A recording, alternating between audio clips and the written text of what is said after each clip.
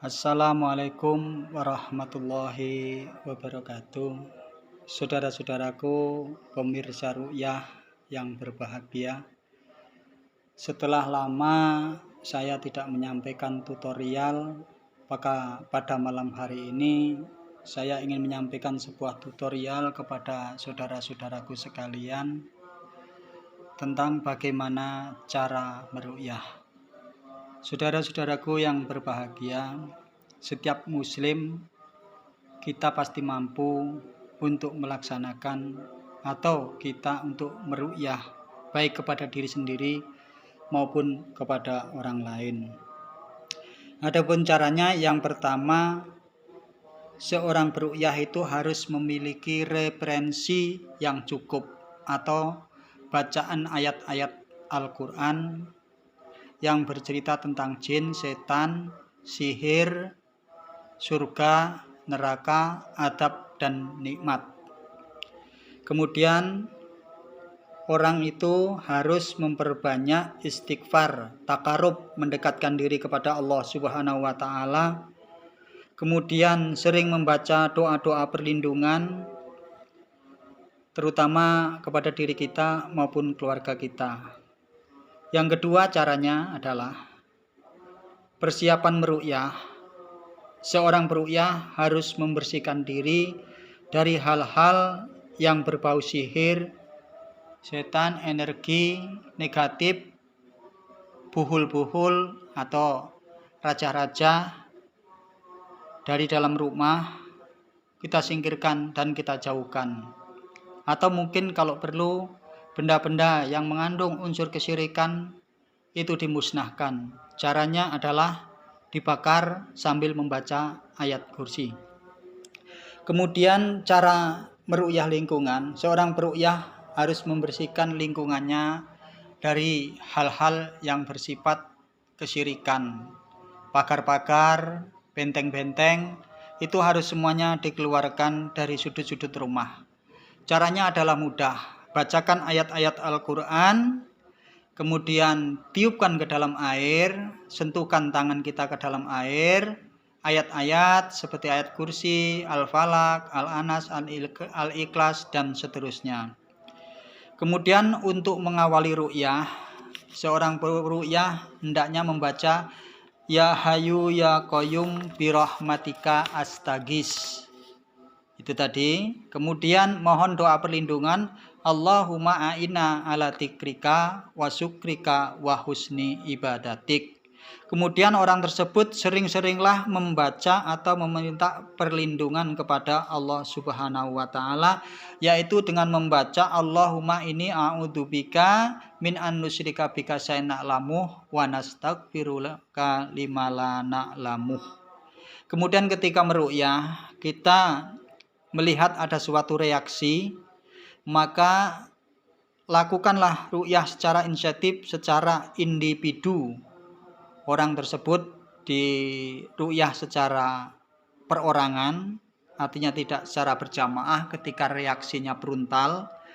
Kemudian ketika bereaksi, jin yang ada dalamnya ajaklah bicara, ajaklah ngobrol.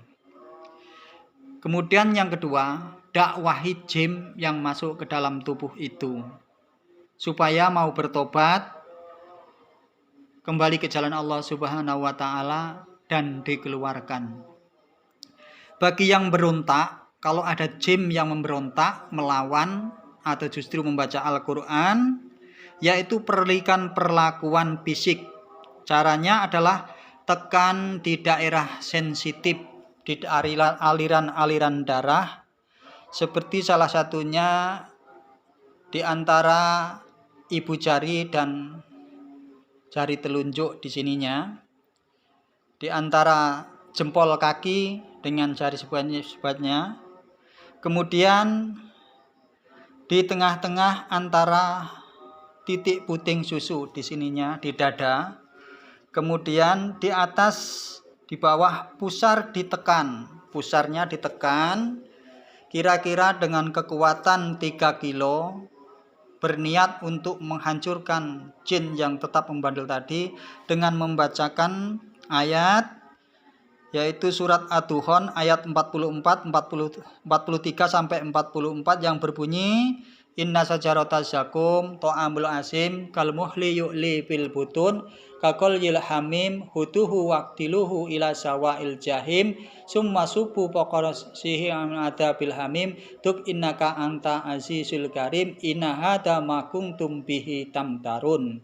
Dan yang kedua, bacakanlah surat As-Saffat, yaitu wasofati sofa fajajiroti jasro fataliyati tikro ina ilahakum lawahid Rabbus samawati walati rabbu bainahuma wa rabbul masyarik ina zayana sama dunya bisinatil kawakib wahibtum min kulli syaitonim marid la yasama'una fiha ilal malaul a'la wa yukdafuna min kulli janib tuhura walahum adabu wasib, yaitu surat As-Saffat ayat 1 sampai dengan ayat 10.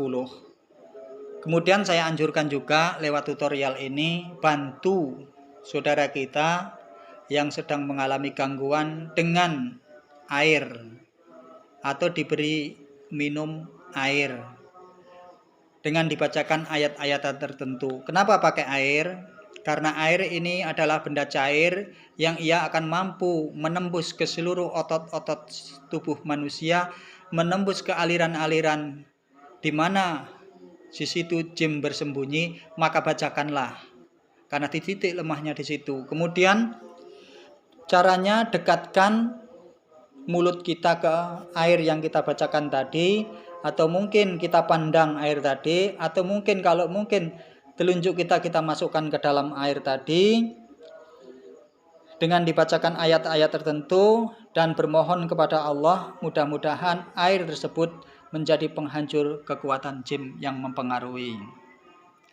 Dan yang paling perlu diingat bagi para peruqyah, saya ingatkan bahwasanya tujuan meruqyah bukan untuk menyakiti jin, bukan untuk menyakiti orang yang diruqyah, tetapi niat tujuan adalah mengembalikan saudara kita dari kekeliruan akidah. Orang sebut dapat dikuasai oleh jin, sihir dan sebagainya, itu karena ada akidah yang salah dalam memahaminya. Kemudian tujuan daripada ruqyah yang kedua adalah mengembalikan supaya manusia bisa beribadah dengan benar. Dan yang ketiga, tujuan daripada ruqyah adalah memperbaiki akhlak seseorang, baik orang yang diruqyah maupun akhlak jin untuk kembali kepada Allah Subhanahu wa taala. Mudah-mudahan lewat tutorial singkat yang saya sampaikan ini, saudara-saudaraku bisa memahami dan bisa meruqyah baik diri sendiri maupun kepada orang lain. Wassalamualaikum warahmatullahi wabarakatuh.